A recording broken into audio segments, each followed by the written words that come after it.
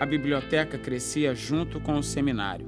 Sempre que possível, a Nauzira vinha ao Brasil e depois voltava com livros para a biblioteca. A cada viagem que fazia para o Brasil, eu voltava carregada. O limite da bagagem era de 20 quilos, mas todo ano havia histórias de milagres que aconteceram no aeroporto. Sem pagar a mais, todo ano eu passava com 700 quilos, boa parte dos quais eram livros teológicos e bíblias. Uma carta a Varig em maio de 1998, com o cabeçalho Excesso de bagagem, serve de exemplo. Escrevi o pastor Jorge Schultz Dias, na época coordenador de projetos estratégicos no sul da África, da Junta de Missões Mundiais, a JMM, da Convenção Batista Brasileira. Servimos-nos da presente para solicitar-lhes a liberação do excesso de bagagem que acompanhará a missionária enfermeira Anauzira Pereira Nascimento, voo 828, em 13 de maio, trecho São Paulo-Joanesburgo. A referida irmã estará voltando a Angola, onde tem dedicado a vida ao longo dos últimos 12 anos.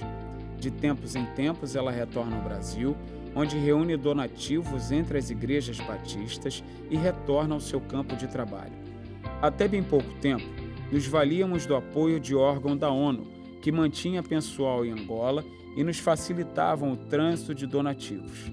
Mas agora, encerrada a implantação do protocolo de Lusaka, que pôs fim à Guerra Civil de 30 anos, e com a remoção do pessoal, nossa estrutura de apoio foi desmontada. Destarte, solicitamos aos senhores a liberação de 15 volumes com até 30 quilos cada. Nessa época, a biblioteca já contava com 5.800 volumes e 1.000 audiovisuais.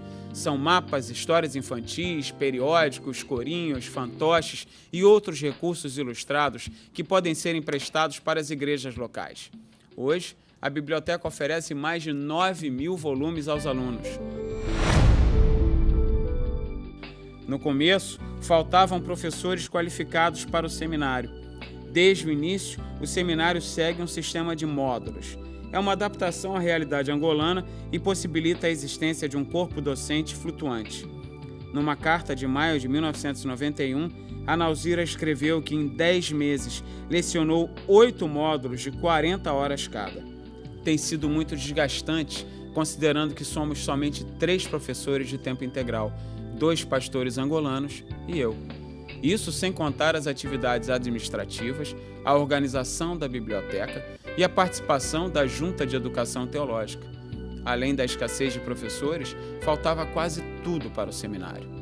No dia em que a Nauzira completou 5 anos de trabalho em Angola, ela escreveu: Em todo o país, o Ambo é uma das regiões mais assoladas pela guerra e muitas carências nos sobrevêm como consequência dessa situação. Penso no potencial que temos no Brasil e aqui nem papel temos para comprar. Muitos vocacionados não podem estudar por falta de condições mínimas. A Nauzira conta a história de Avelina, uma aluna muito pobre. Avelina anda 9 quilômetros para vir às aulas. Ela havia parado de frequentar as aulas porque não tinha sapatos. Agora que lhe demos os sapatos, ela vem descalça e põe o sapato quando está perto da escola. É muito consagrada. As organizações internacionais distribuem comida e ela trouxe o dízimo de tudo que ganhou: fubá, feijão, óleo, tudo para o seminário.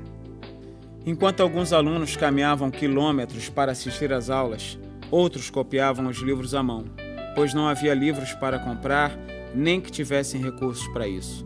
Máquina copiadora, nem pensar. Dos poucos que conseguiram estudar e terminar o curso, Deus levantou líderes notáveis que aprenderam a pastorear em condições dificílimas. Um deles é Abraão Jorge, pai de 9 filhos, que fez o curso de teologia e foi ordenado ao ministério pastoral. No segundo semestre de 1999, o pastor Abraão liderava 2 igrejas, uma congregação e um ponto de pregação.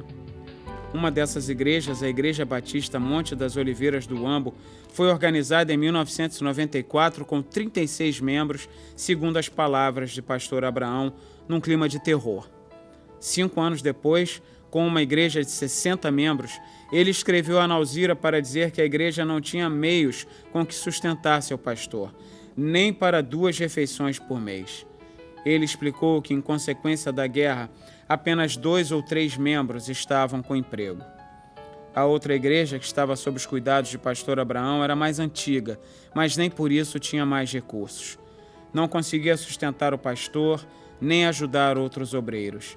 Em 1999, essa igreja tinha recebido muitos irmãos desalojados vindos de Apu e Lomanda e não tinha como ajudá-los. No meio dessa situação desalentadora, pastor Abraão escreveu a respeito de Nauzira. Agradeço a Deus pela sua serva, a irmã missionária Nauzira, porque através dela tenho permanecido firme, corajoso, assim como a família. Estamos encorajados em tudo. O que seria de mim se a irmã não olhasse para o meu ministério desde a formação teológica no seminário? Diante de manifestações como essas, não havia como ignorar o crescimento saudável do seminário.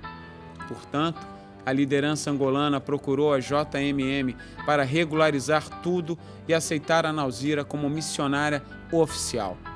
O seminário foi aceito pela CBA em 1989, com a nomeação do pastor angolano Mateus Justino Chaves como diretor e a Nauzira como deã acadêmica. A Nauzira foi efetivada como missionária da JMM em agosto de 1991. Veja a soberania de Deus em tudo isso, como Ele trabalha. Quando a junta entrou na história, logo em seguida, o comunismo caiu em 1991. Assim, eu não teria como me sustentar, pois deixei de receber os cartões de comida cedidos pelo governo. Perdi todos os privilégios. Quando entrou a democracia, o dinheiro começou a ser valorizado porque o governo tinha de dolarizar a economia do país. A junta entrou na hora certa para me sustentar. Através dos anos, vários pastores brasileiros dedicaram tempo ao seminário do Uambo. E Itamir Neves de Souza, de São Paulo, se destacou. Além de ministrar aulas, ele também ajudou na elaboração da grade curricular.